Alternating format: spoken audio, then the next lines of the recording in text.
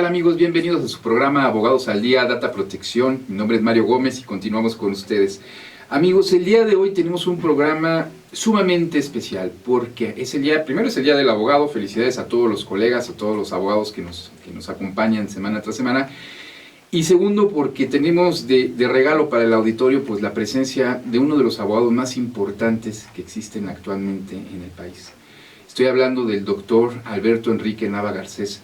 Doctor, bienvenido a su programa Abogados al Día. Muchísimas gracias, Mario. Muchísimas gracias, Joaquín, y feliz Día del Abogado. Muchas gracias, Joaquín. Bienvenido. Bienvenido, Mario. ¿Qué tal, amigo? Felicidades también. Y bueno, vamos a tener un programa. Pues, ¿qué programa podemos tener? Pues simplemente delitos informáticos. ¿Con quién? Pues con el mejor abogado en el tema que existe. Amigos, no se pueden perder el programa. Pero bueno, antes de empezar, quisiera que nos platicara un poco nuestro amigo Joaquín. Platicamos un poco de la semblanza de nuestro invitado. Mira, pero te voy a pedir algo, no te tardes mucho, porque la semblanza puede durar 1 hora con el doctor Nava, por favor. Sí, voy a tratar de hacer un resumen, súper resumen. Pues el doctor es licenciado en Derecho, maestro y doctor en Derecho por la Universidad Nacional Autónoma de México. Obtuvo 2 grados de maestría y doctorado con mención honorífica. Obtuvo un diploma iLab otorgado por Birkman Center for Internet. También es miembro del Sistema Nacional de Investigadores del CONACYT, nivel 1, especialista en Derecho Penal y Amparo. Ha trabajado, tiene una experiencia profesional que se concentra en el desempeño como abogado litigante. Eso es muy importante porque además conjuga algo que pocas veces se ve. Algo que en data protección siempre vamos al día, ¿no? La práctica tiene que ir no solamente con la actividad académica, cuestiones que es especialista el doctor por siempre, ¿no? Las dos. Así, además ha ostentado diversos cargos dentro de la administración pública, tanto federal, es consultor externo, es además, no sé, de todo lo que hay que leer. Es que mira, vamos a dejar, es que mira, pudiéramos seguir, escribe libros de derecho informático, penal, amparo, escritor, columnista, muchísimas cosas. A mí me gusta más la faceta, bueno, todas me gustan mucho, pero la faceta de que fue mi profesor en la maestría de Derecho de Posgrado Infotec, eso es lo máximo, es un honor haber sido su alumno. Yo me quedaría un poquito con esa faceta, la de escritor también, porque pues, sus libros son excelentes, son los que pues, día a día llevamos en Data Protección en el despacho, son los que nos ayudan para poder salir adelante. Y pues tú, ¿con cuál te quedarías, amigo? Yo también además de su literatura, su valor ético y moral, y también, sus conocimientos, su bondad para compartir los conocimientos, creo que pocas veces se ve. Sí. Le agradecemos mucho, doctor. Que muy lleno de flores. Espero estar a la altura del programa para esto. No, por supuesto, le agradecemos realmente, doctor. Doctor, vamos a empezar, si me lo permite. Yo sé que es muy poco el tiempo que vamos a tener, 1 hora, pero sí me gustaría que la gente que nos ve no solamente abogados, nos ven contadores, amas de casa, estudiantes, grueso, tenemos administradores, todo tipo de audiencia. Me gustaría que nos platicara, el tema de hoy va a ser delitos informáticos, que nos iniciara explicando qué es un delito informático, doctor. Bien, un delito informático es aquel en el que las nuevas tecnologías sirven como medio o como fin para cometer alguna de las conductas que están sancionadas por el Código Penal. Lamentablemente, precisamente por el caso de que son nuevas tecnologías, que son nuevas conductas, algunas de ellas no están correctamente tipificadas. Y eso pues obviamente ha abierto un nicho de oportunidad para la delincuencia que hemos tratado de salvar a través del uso del derecho tradicional, de considerar al delito informático como mero medio comisivo y demás, pero hay mucho trabajo que hacer, más aún con la explotación o con este boom que tienen las redes sociales. Sí, claro, ahora vemos que ocurre mucho con las tabletas, los teléfonos. Oye, recibí amenazas, oye, me estoy recibiendo fotos de mi novio que está enviando a distintas redes sociales sin ropa, etcétera. Que bueno, yo no diría que son delitos, eso se lo dejaría a usted. ¿Nos podría poner algunos de los ejemplos más claros que se estén dando o que más común sean en este momento que se estén dando en la Ciudad de México? Bueno, es importante también distinguir quiénes son o qué tipo de personas son las del objeto del delito. Y en este caso, para un delito informático, no nos importaría tanto, de no ser porque hay una línea que divide a 2 generaciones. la de los nativos digitales y la de los migrantes digitales.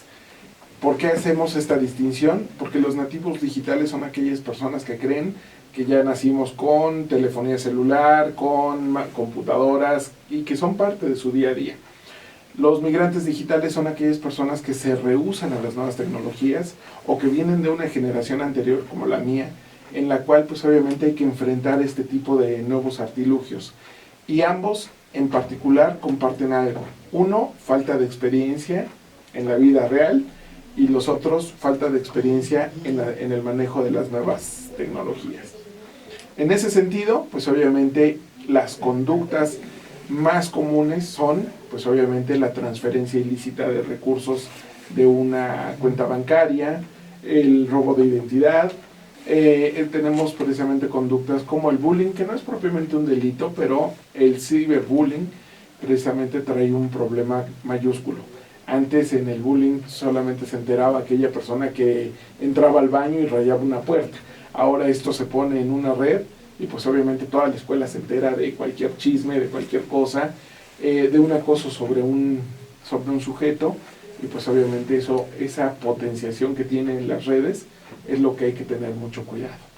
¿Qué más obviamente hay que vigilar? Pues obviamente el spam, como por sí mismo no es un delito, pero es un precursor para los delitos.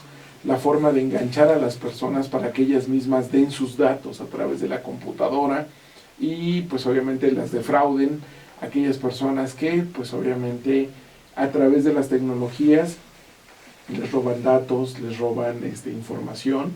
Todo eso precisamente es parte de estas nuevas tecnologías, viene acompañada con todo este mundo de computadoras, con precisamente conductas que antes, pues obviamente ni siquiera podríamos imaginar que pudieran considerarse como delitos. Un ejemplo, el robo. En el robo tradicional, la persona es desapoderada del objeto. En el caso del robo de información, la persona puede conservar su información sin saber que otra persona ya hizo uso de la misma o ya la tiene, porque finalmente nada más es copiar la información. Cada una precisamente tiene una naturaleza distinta y esos son los puntos precisamente que nos importan con el advenimiento de las nuevas tecnologías. Mira, acaba de tocar un punto del robo de identidad. Yo he escuchado, me roban la identidad, Cuernavaca ya, o Morelos ya empieza a legislar, o quieren principios del robo de identidad, pero yo también lo he comentado aquí en el programa y muchas veces con Joaquín, para mí no es robo de identidad, porque como usted bien lo menciona, no pueden despojarte como tal de tu identidad, es suplantación de identidad. Sin embargo, vemos esto de robo de identidad en las autoridades fiscales, lo vemos en los periódicos. ¿Usted qué nos podría comentar sobre este tipo de robo? Pues bien, en el robo de identidad, finalmente viene de un delito anterior, de un delito clásico, que era la usurpación de persona, en la cual, pues obviamente, una persona se hacía pasar por otra. En este caso, el robo de identidad se hace por una razón, y precisamente está enfocada en estas nuevas generaciones. Un nativo digital da de alta en las redes sociales y tiene más de 1000 amigos, cosa que un migrante digital no lo tiene, ni siquiera lo hubiera pensado, y va colocando toda su vida a través de la red social. Su vida, sus anécdotas, lo que le pasa, sus pensamientos, todo es parte de eso. Y llega un día en que quiere accesar a su cuenta en Facebook, digamos, y no puede. Y no puede porque otra persona ya está haciendo uso de la misma. O bien, en otro de los casos, hay alguien que está copiando sus fotografías y poniéndolas en un muro aparte. Le está robando su vida, le está robando su identidad. La identidad se genera precisamente a través de aquellos rasgos que nos identifican como una persona que tiene una vida determinada. Pero si varias personas tienen las mismas fotografías y varias personas tienen aparentemente la misma vida, te quedas sin identidad. Claro. Sí, ¿no? Entonces, precisamente por eso, sí, claro. la cuestión sí va a ser un poco más grave conforme vaya migrándose todo hacia las nuevas tecnologías. La gente que antes guardábamos álbumes de fotografías en papel, no había forma de compartirlos salvo porque te sentaras una tarde aburridísima y estuvieras viendo fotos y fotos ajenas, ¿no? En este caso no. Ahora las personas colocan todo este tipo de experiencias en una plataforma y es su vida, es su identidad, es su historia. Esto lo podemos ver en caso de todo este universo de, como bien nos mencionan, las redes sociales, cumpleaños, fotografías, nombres de amigos, nombres de primos. Pero sería el mismo caso, por ejemplo, cuando únicamente en una situación, por ejemplo, de comercio electrónico, toman el nombre de la persona y a lo mejor el NIP o una clave para hacer un pago. ¿Pudiera llamarse como robo de identidad? ¿Pudiera configurarse? Ahí lo que está haciendo o lo que está viendo es más bien un robo de fondos a través de la usurpación de la persona. ¿Cómo? Tomar los datos precisamente para hacer pago, pero vas contra el patrimonio. Finalmente lo que quieres afectar es el patrimonio de la persona que está poniendo el dinero. Sería usurpación, que es un poquito lo que platicamos que está cometiendo con las autoridades, ¿no? Con el SAS, con el robo de impuestos, con ICR, podría llamarse a lo mejor usurpación, voltearse un poco por el lado de usurpación, pero el robo de identidad definitivamente está en redes sociales. El robo de identidad como tal está en redes sociales. Está en la historia de vida de las personas. Ahora, ¿cómo podemos no afectar tu patrimonio, pero sí robar tu identidad? Quitamos Mario Gómez, ponemos mi nombre y entonces a través de el historial de tu vida, de tu historial crediticio, yo obtengo un crédito. No te va a afectar patrimonialmente, por lo menos no a corto plazo. Pero finalmente es precisamente por esa fama que tú tienes, por una reputación que tú ya hiciste, que la persona se está facilitando precisamente este tipo de datos.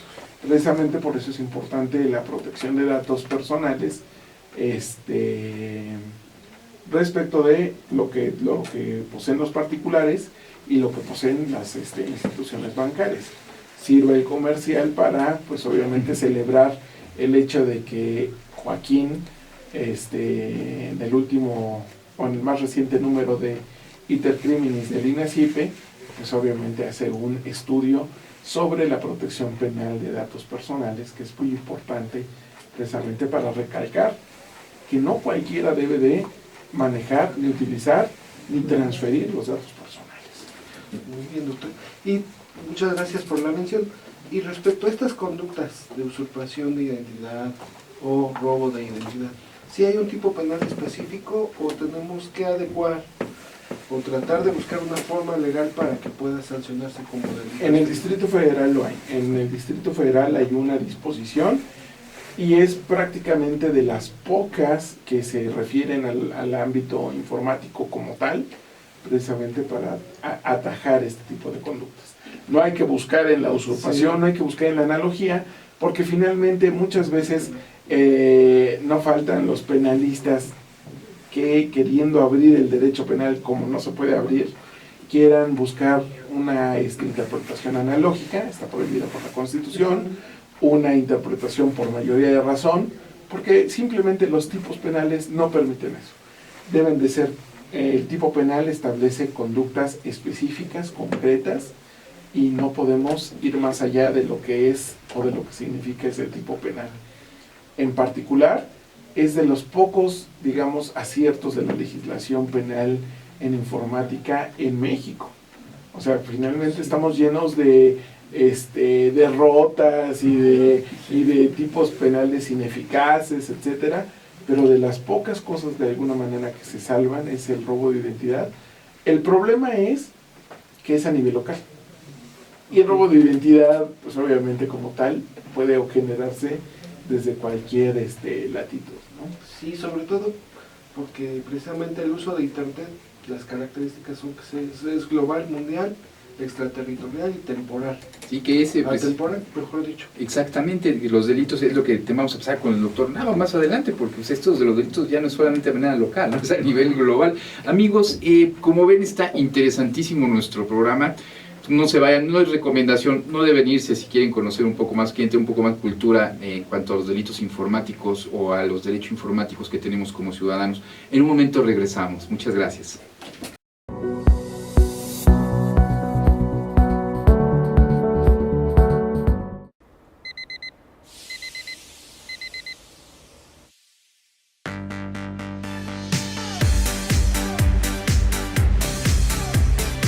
Cuando la vida te pone a sudar, hidrata la vida.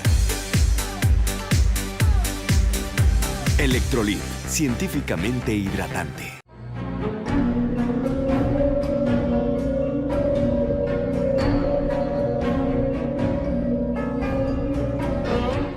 Rosso Fragola. Arte en fresa que seduce tus sentidos.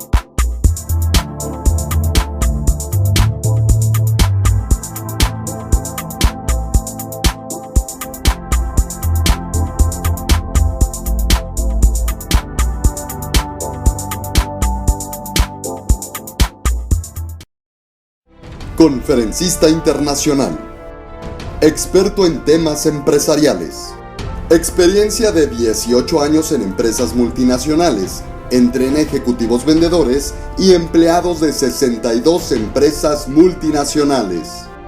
Conductor del programa Líderes en Acción en Astele.tv. Ha brindado más de 2.500 conferencias en México, Centro y Sudamérica. Orador profesional y campeón nacional de oratoria. Considerado el comunicador del año. Gildardo Avendaño. Ruiz Robles, corredores públicos y peritos traductores. Trabajamos para darles seguridad, confianza y un servicio profesional en sus asuntos relacionados a fe pública, valuación, arbitraje comercial, asesoría jurídica y traducciones. Para nosotros lo más importante es su satisfacción, brindándole además la asesoría jurídica necesaria en su negocio, con un equipo de profesionales capacitados para prevenir y resolver situaciones de riesgo en su empresa.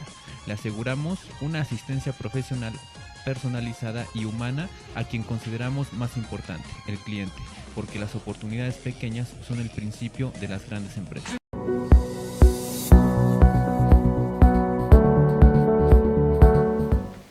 ¿Qué tal, amigos? Seguimos en su programa Abogados al Día, Data Protección. Joaquín, ¿quieres preguntarle algo al doctor Nava? A ver. Sí, a mí me llama mucho la atención porque el doctor tiene una formación 100% penalista.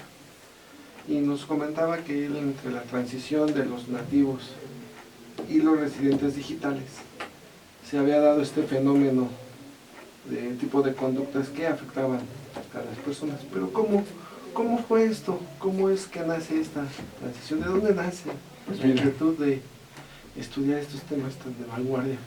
Hace 22 años ya fue cuando yo tuve mi primera computadora. O sea, no la tuve en el momento en que salen, sino en el momento en que nos atrevemos los abogados a querer saber de qué se trata, ¿no? De qué se trata eso de saltar de la máquina Olivetti al teclado digital, que obviamente pues ya te imaginarás que los teclazos al principio eran pavorosos. Pero ¿qué pasa? Yo tenía en aquel entonces un amigo que era ingeniero en informática, hablábamos mucho sobre temas de tecnologías, mucho me lo contaba, prácticamente era una cuestión netamente teórica, pero la pregunta era, ¿y estas nuevas tecnologías cómo van a incidir en el derecho? Y si el derecho estaba preparado para esto. Por un lado, te encontrabas gente que sabía de computadoras, pero no sabía de derecho.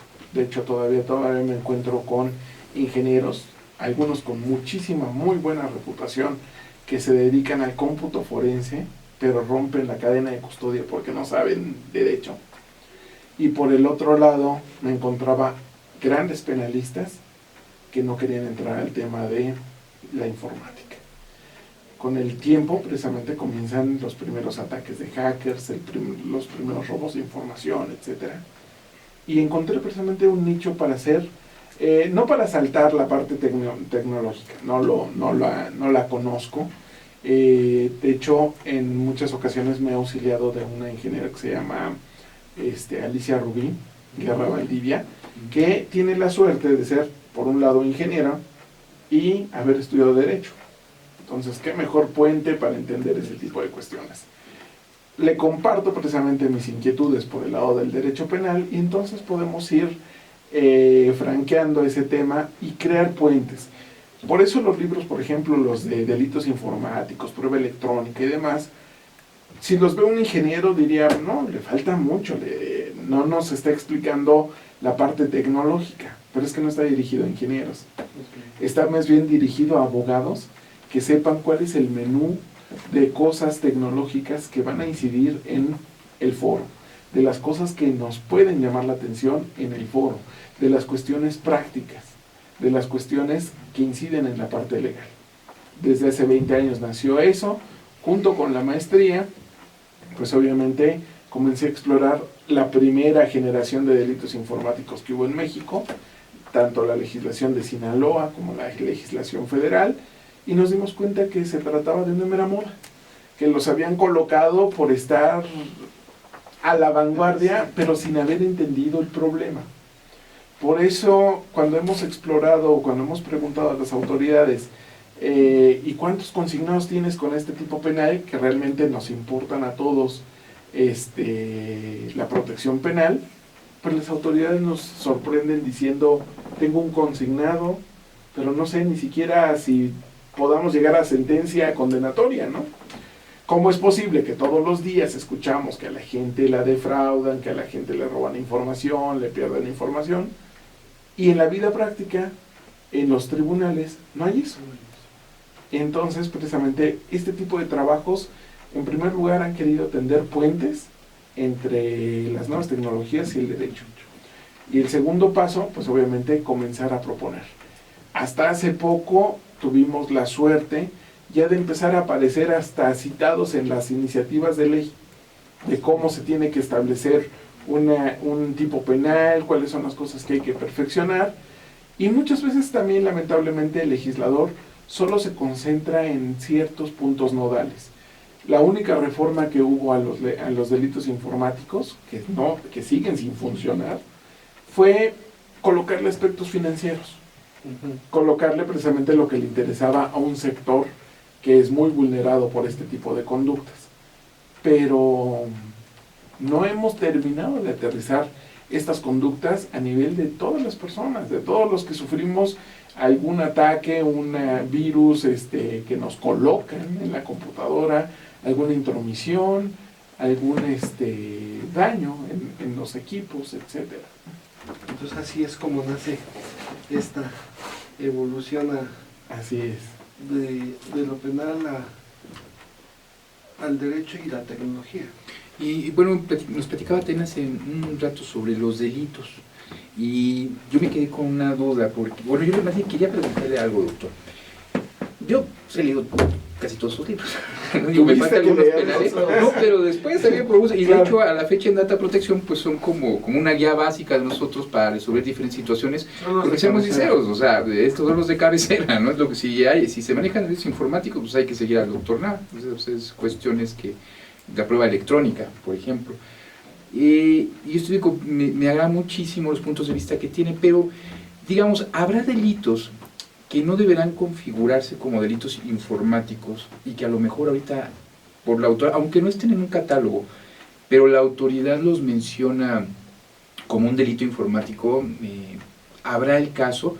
¿O será que todos simplemente son delitos que se pasan al medio, digamos?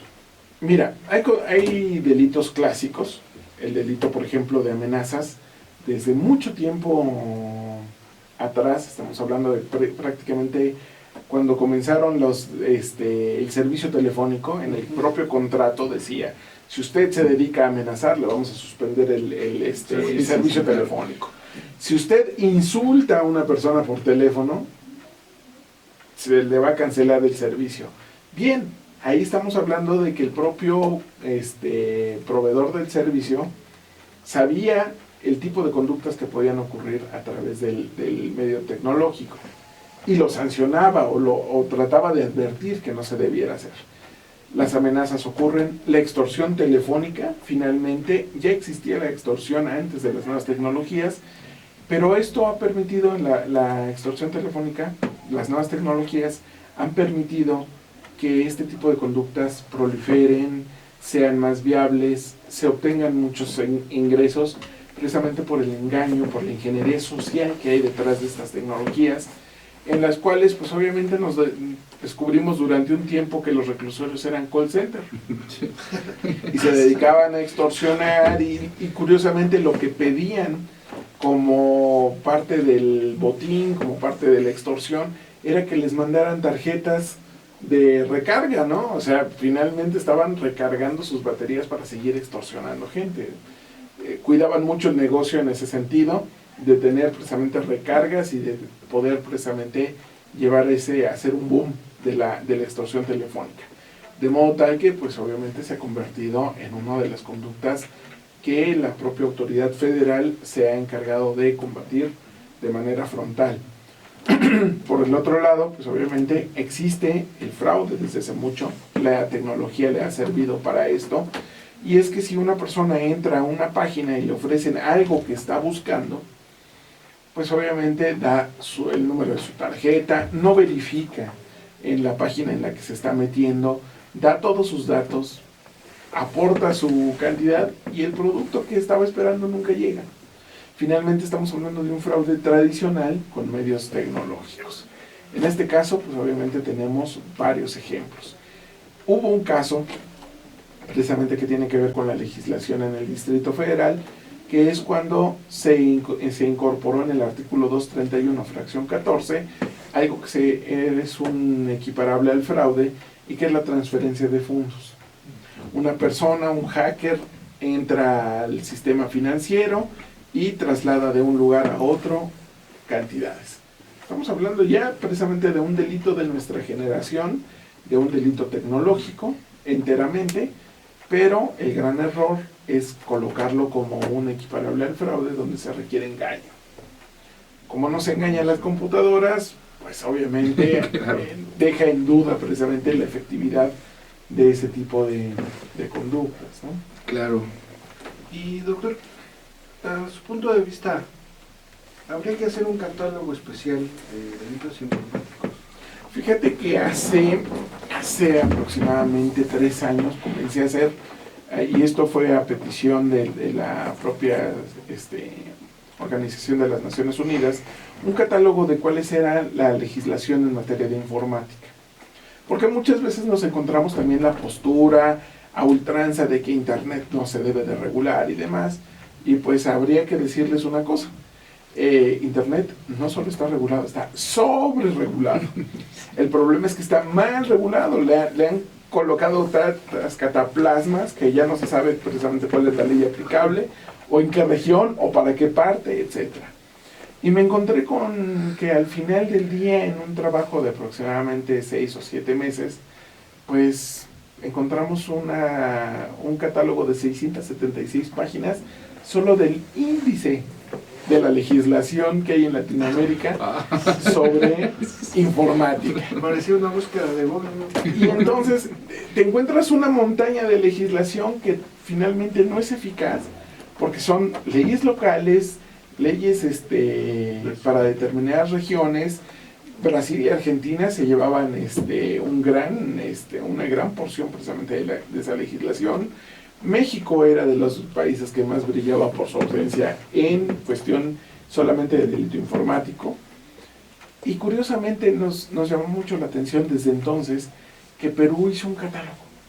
Perú hizo una legislación especial que, pues si estamos precisamente en la época en que las leyes generales están sustituyendo poco a poco a los códigos penales de todos los estados, ya tenemos una ley general de trata, ya tenemos una ley general de antisecuestro, protección de datos por ahí va, transparencia por ahí va. Pues obviamente sería cuestión de quitarles esa parcela a todas las legislaciones estatales y descubrir precisamente que lo que necesitamos es un catálogo básico de conductas en materia de informática. ¿Por qué? Precisamente por su naturaleza, que es atopológica, no tiene un lugar para cometerse, se puede cometer desde un lugar, puede tener efectos en otro, puede ser utilizado un servidor de un tercer país, estado, etcétera. Y pues realmente ante un problema global no podemos estar con soluciones locales, ¿no? No, es muy interesante, pero una gran labor, ¿no? Si ese catálogo de legislación en Latinoamérica eran 600 páginas de solo de índice, entonces sí es una gran labor tratar de establecer un catálogo, pero ¿se puede? ¿Sí? ¿Es viable? Sí es viable, yo creo que es viable. De hecho, hace poco yo celebré el hecho de que hubo una serie de conferencias en favor de los menores, de la protección de la infancia y lo que es pues obviamente Internet. Siempre te encuentras, te digo, la voz de los ingenieros que dicen, no, Internet debe ser neutro. Sí, Internet debe ser neutro, pero este tipo de ingeniería social a través de la cual enganchas a un menor para cometer delitos, enganchas a una persona para explotarla, laboral, sexualmente, etcétera. Todo ese tipo de cosas deben de tener un freno antes de que se realice la conducta dañosa. Y hace poco precisamente hubo dos casos. Uno, la famosa ley Falla. Hizo un catálogo de delitos informáticos y antes de que siquiera se discutiera, por cuestiones netamente políticas, dijo el señor Fayad, esto va al bote de la basura y ya. No me meto con los internautas, ni Internet sigue siendo neutro, etc. Para evitarse precisamente una campaña negra a través de un medio que no está regulado. Finalmente y paradójicamente, así es. Pero quedó o sobrevivió una iniciativa de ley que, entre otras cosas, y derivado precisamente de esas conferencias de infancia e Internet, precisamente tratan de proteger a los menores precisamente de este tipo de conductas. Grooming, que nos preocupa mucho, porque es una conducta en la cual pues los nativos digitales menores de edad, niños que van a la escuela, niños que finalmente, o niñas que se meten a su cuarto y están con la tableta y que los padres no les están dando el seguimiento correspondiente, pues dicen, si el niño está encerrado en el cuarto, pues no está pasando nada, si está con su tableta, no pasa nada, pero no saben lo que hay detrás de. Y puede ser una persona que a través de la empatía que genera, pues obviamente busque desnudar a la persona, busque obtener imágenes, o en el peor de los casos, busque un encuentro con el menor. Y en ese sentido, nuestra legislación está limitada a que solamente se va a castigar hasta el momento en que ya ocurrió el hecho. Pero finalmente, ¿por qué exponer a un menor a todos estos pasos?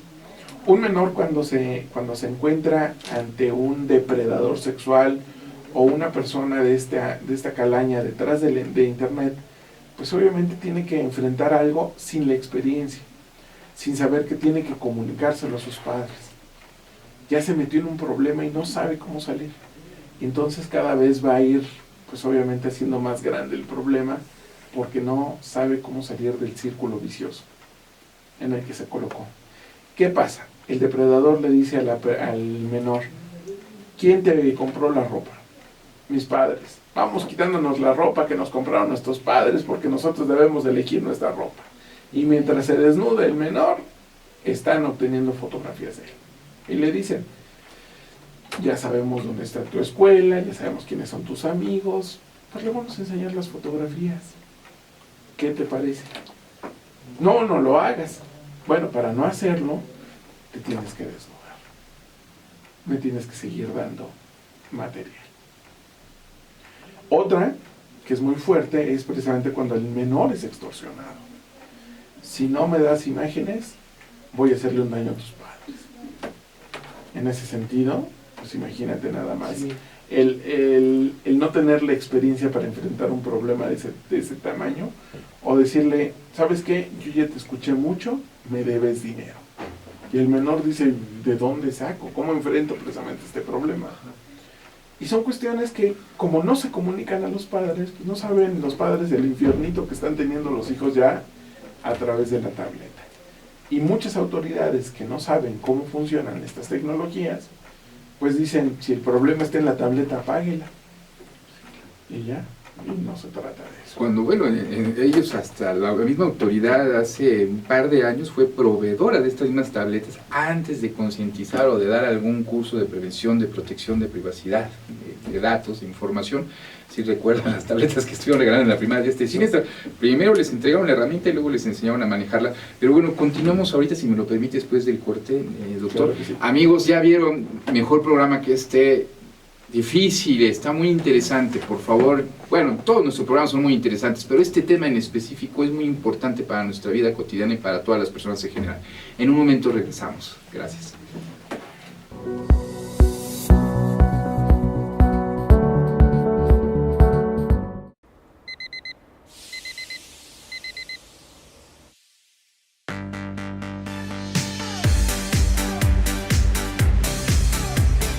Cuando la vida te pone a sudar, hidrata la vida. Electrolit, científicamente hidratante.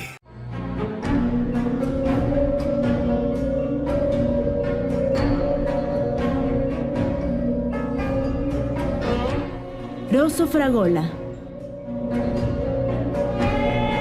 Arte en fresa que seduce tus sentidos.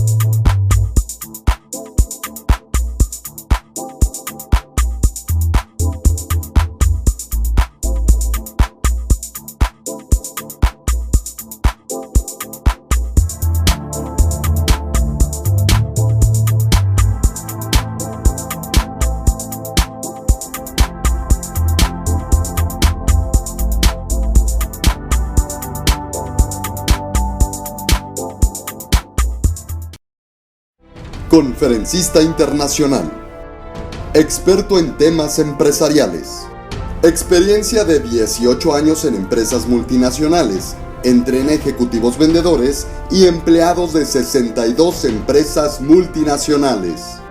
Conductor del programa Líderes en Acción en Astele.tv.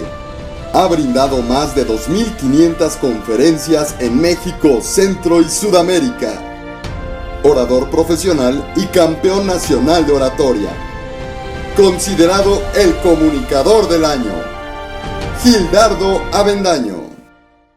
Ruiz Robles, corredores públicos y peritos traductores. Trabajamos para darles seguridad, confianza y un servicio profesional en sus asuntos relacionados a fe pública, valuación, arbitraje comercial, asesoría jurídica y traducciones. Para nosotros lo más importante es su satisfacción, brindándole además la asesoría jurídica necesaria en su negocio, con un equipo de profesionales capacitados para prevenir y resolver situaciones de riesgo en su empresa. Le aseguramos una asistencia profesional personalizada y humana a quien consideramos más importante, el cliente, porque las oportunidades pequeñas son el principio de las grandes empresas.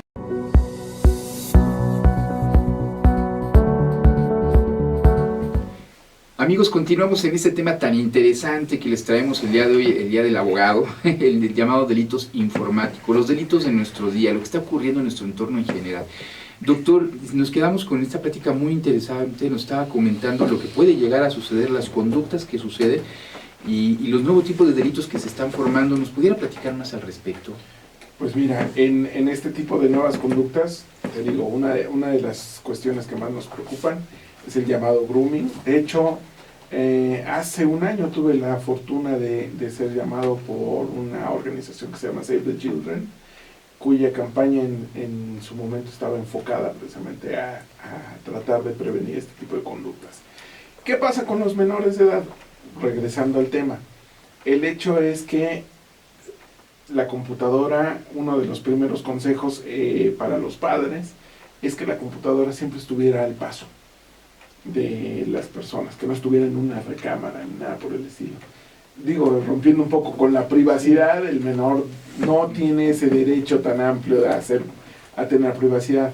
El problema es que pues ya la computadora puede estar en el pasillo, pero los dispositivos, ¿qué haces con un menor que finalmente lo maneja mejor que tú, que finalmente se encuentra este tipo de personas en redes?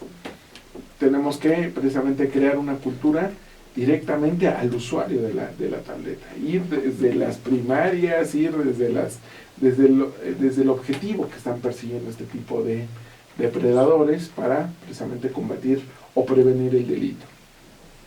¿Qué nos queda a los penalistas? Pues precisamente establecer un marco de protección que cumpla precisamente con las dos finalidades. Una prevención general para que no se cometa el delito y una prevención especial para castigarlo en caso de que se dé. Estamos en deuda todavía en esos terrenos. No, y se da, fíjate que tuve la oportunidad tengo oportunidad de estar como asesor en temas en el constituyente aquí de la Ciudad de México. Estuve proponiendo mucho este tema de la alfabetización digital.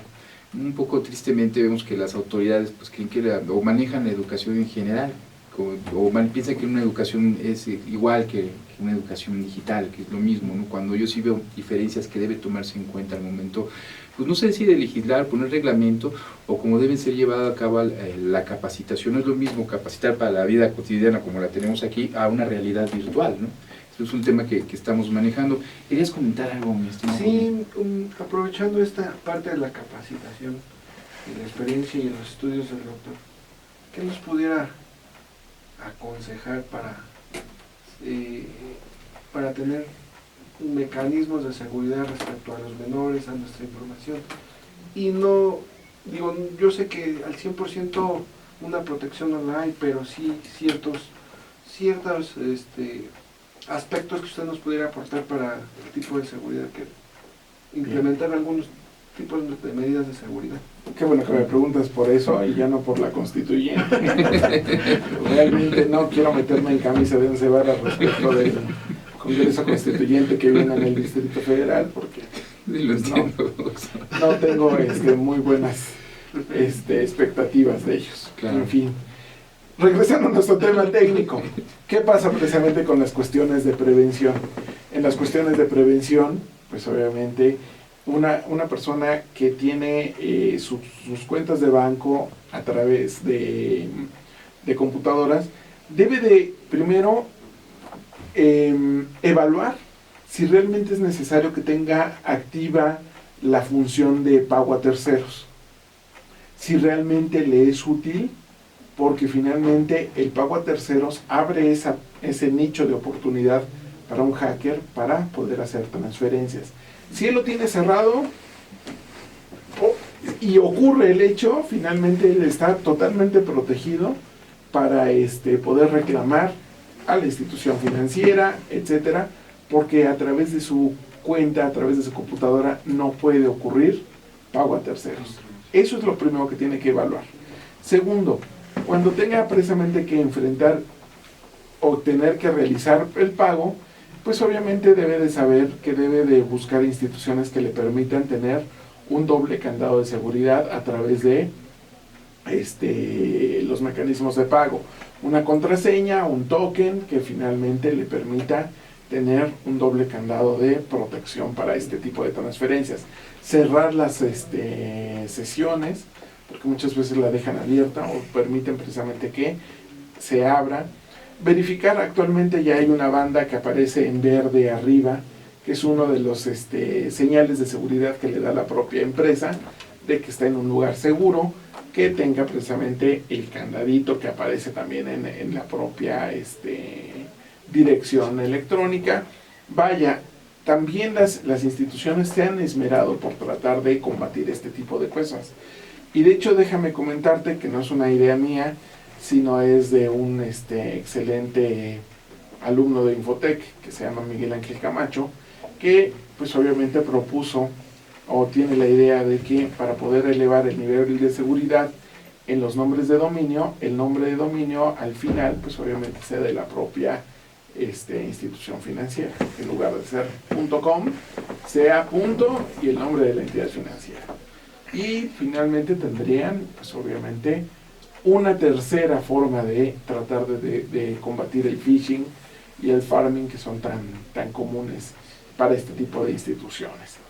Bien, también como medida de protección, pues obviamente, así como los niños tienen que saber cuáles son los peligros que hay a través de Internet, los padres también tienen que involucrarse en este tipo de tecnologías que además les facilitan a sus hijos. Saber que un niño no debería de traer un teléfono celular antes de los 10 años, antes de los 11 años, porque no comprende precisamente qué significa contestar una llamada, por ejemplo, de extorsión, en donde el extorsionador da cierta amenaza.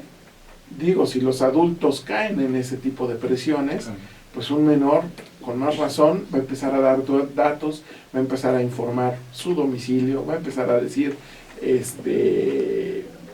cuando no están sus padres, cuando sí están, etcétera. Vaya, sí. Se vuelve una cuestión muy vulnerable, ¿no? Este tipo de cuestiones son cosas básicas que hay que verificar. Hay que tener un antivirus todo el tiempo actualizado. Las propias Mac que creíamos que eran inmunes a los virus, pues obviamente esta semana apareció un virus que se llama Eleanor, y obviamente es de cuidado. Entonces hay que tener precisamente actualizado cualquier dispositivo que nos prevenga y nos cuide precisamente la información. En el caso de las contraseñas, pues no proporcionárselas a todo mundo, no decírselas a todo mundo, y tratar de tener una contraseña realmente confiable. Si ponen 1, 2, 3, 4, 5, es una de las contraseñas más fáciles de atacar, de saltar, y que es en segundos. Hay contraseñas que si ustedes le incluyen algún punto, una grafía, etcétera, pues van complicando el tipo de protección que ustedes le están poniendo a su propia información. Qué bueno. El respaldo es muy importante. El respaldo es muy importante porque hasta nosotros mismos podemos generarnos nuestra pérdida de información. Sí, y eso es algo que nos pasa mucho a los abogados, ¿no? Estamos escribiendo un amparo y ya cuando vamos a poner protesto lo necesario, se va la luz y hay que volver a comenzar, ¿no? Entonces hay que ir guardando y hay que ir teniendo protección con nuestros documentos. No, con las prisas. ¿Desea guardar los cambios al documento? No. Fatal. Así es. Sí. ¿Alguna pregunta más, Mario? Sí, quería comentarle al doctor. Ahorita se está empezando a regular, regresando un poquito a un tema que iniciamos desde el principio. Nos quedan 2-3 minutos, pero sí no quisiera quedarme con la duda. Se está legislando en robo de identidad en el estado de Morelos. ¿Valdrá la pena que se legisle de manera local o esto debería ser de manera general? No, ya tenemos que empezar a pensar en que tenemos que escalar este tema a nivel general. Creo que la iniciativa de ley, que por cierto es una iniciativa de ley que firman todos los partidos políticos, lo cual pues nos habla de que, aunque dicen que las unanimidades son sospechosas, y que pues obviamente eso levanta la bandera de ataque de los que protegen la red neutra a mansalva. Pues la cuestión es un tema en el que los propios partidos han tenido la convergencia, y se trata precisamente de poder llevar esto no solo a nivel federal, sino a nivel que de manera general pues pueda ser aplicable en todos los estados. No podemos seguir precisamente con una legislación de 1999 que es totalmente impráctica, que es totalmente ineficaz. Sí, doctor. Yo veo que ahí trae unos libros, ¿por qué no nos comparte? Porque además otra de las facetas del doctor. Ah, sí. Sirve muchísimo. Bueno, ¿Cuáles son? No Porque es... yo me quedé en el tipo penal y sus elementos, pero ya veo que ya... Nos queda un minuto, tomen claro. en consideración esto. No son, no eran precisamente temas para tratar aquí en pero el los- programa. Es uno sobre el error en el derecho penal que salió el día de ayer. Ah, ya salió. Entonces ya es la segunda edición Sí, claro. que está, y precisamente como tienen ustedes aquí atrás del estudio al licenciado José Luis Nazardao, pues pensaba de paso ir con él. Otro es la prueba electrónica en materia penal. ¿Qué edición es ya? Esta es la segunda edición, es 2015, y precisamente trata casos prácticos. Ojo, libro indispensable para cualquier estudiante de Derecho, Mucho ojo, muchachos. Y la otra, pues obviamente, otra novedad, es la nueva ley de amparo, con jurisprudencia que la interpreta, precisamente por mi quehacer práctico, por seguir conectado con las tareas que realizamos en el foro.